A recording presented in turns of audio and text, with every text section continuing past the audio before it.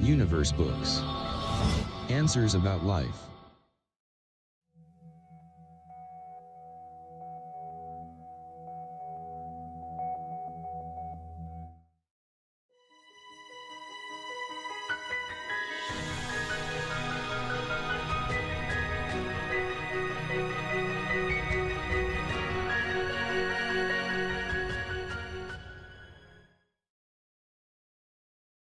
Universe Books presents The Science of Getting Rich by Wallace D Wattles.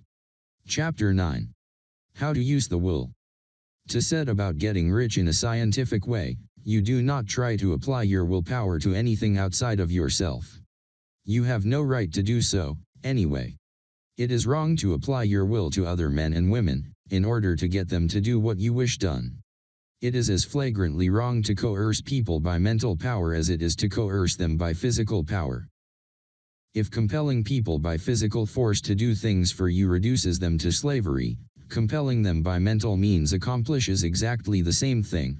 The only difference is in methods. If taking things from people by physical force is robbery, then taking things by mental force is robbery also. There is no difference in principle. You have no right to use your willpower upon another person, even for his own good, for you do not know what is for his good. The science of getting rich does not require you to apply power or force to any other person, in any way whatsoever. There is not the slightest necessity for doing so. Indeed, any attempt to use your will upon others will only tend to defeat your purpose. You do not need to apply your will to things, in order to compel them to come to you. That would simply be trying to coerce God, and would be foolish and useless, as well as irreverent. You do not have to compel God to give you good things, any more than you have to use your willpower to make the sun rise. You do not have to use your willpower to conquer an unfriendly deity, or to make stubborn and rebellious forces do your bidding. Substance is friendly to you, and is more anxious to give you what you want than you are to get it. To get rich, you need only to use your willpower upon yourself. When you know what to think and do, then you must use your will to compel yourself to think and do the right things. That is the legitimate use of the will in getting what you want, to use it in holding yourself to the right course. Use your will to keep yourself thinking and acting in the certain way. Do not try to project your will, or your thoughts, or your mind out into space, to act on things or people. Keep your mind at home. It can accomplish more there than elsewhere. Use your mind to form a mental image of what you want, and to hold that vision with faith and purpose, and use your will to keep your mind working in the right way. The more steady and continuous your faith and purpose, the more rapidly you will get rich, because you will make only positive impressions upon substance, and you will not neutralize or offset them by negative impressions. The picture of your desires, held with faith and purpose, is taken up by the formless, and permeates it to great distances, throughout the universe, for all I know.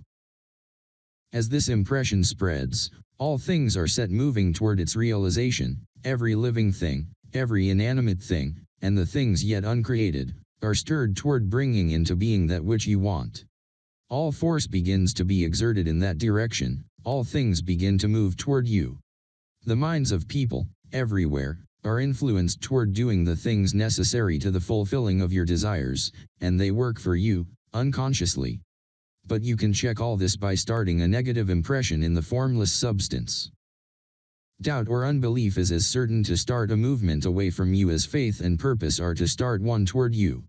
It is by not understanding this that most people who try to make use of mental science in getting rich make their failure. Every hour and moment you spend in giving heed to doubts and fears, every hour you spend in worry, every hour in which your soul is possessed by unbelief, sets a current away from you in the whole domain of intelligent substance. All the promises are unto them that believe, and unto them only. Notice how insistent Jesus was upon this point of belief, and now you know the reason why. Since belief is all important, it behooves you to guard your thoughts, and as your beliefs will be shaped to a very great extent by the things you observe and think about, it is important that you should command your attention. And here they will come into use, for it is by your will that you determine upon what things your attention shall be fixed. If you want to become rich, You must not make a study of poverty. Things are not brought into being by thinking about their opposites. Health is never to be attained by studying disease and thinking about disease. Righteousness is not to be promoted by studying sin and thinking about sin, and no one ever got rich by studying poverty and thinking about poverty. Medicine as a science of disease has increased disease, religion as a science of sin has promoted sin, and economics as a study of poverty will fill the world with wretchedness and want. Do not talk about poverty, do not investigate it, or concern yourself with it. Never mind what its causes are, you have nothing to do with them. What concerns you is the cure. Do not spend your time in charitable work, or charity movements. All charity only tends to perpetuate the wretchedness it aims to eradicate. I do not say that you should be hard-hearted or unkind, and refuse to hear the cry of need, but you must not try to eradicate poverty in any of the conventional ways. Put poverty behind you, and put all that pertains to it behind you, and make good. Get rich, that is the best way you can help the poor. And you cannot hold the mental image which is to make you rich if you fill your mind with pictures of poverty.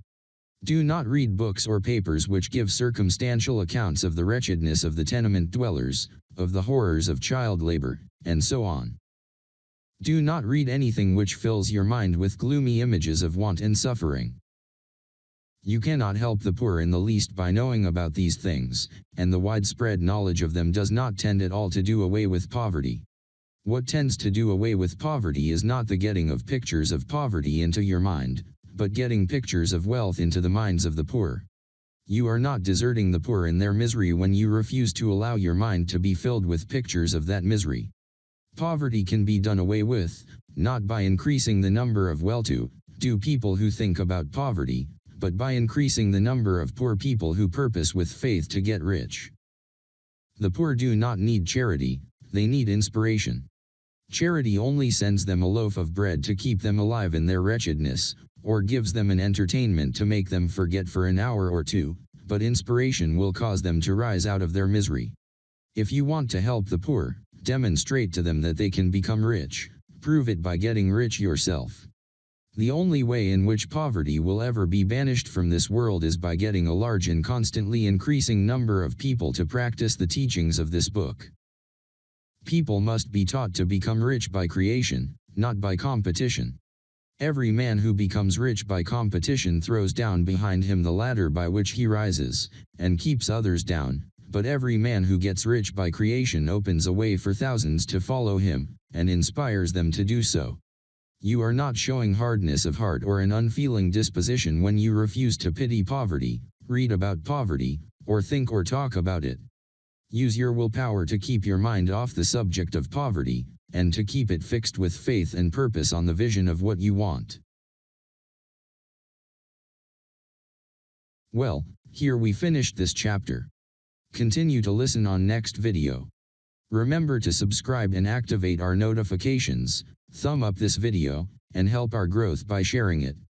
Be always welcome again. If you want to, purchase this book here, and add it into your collection, it's worth every penny.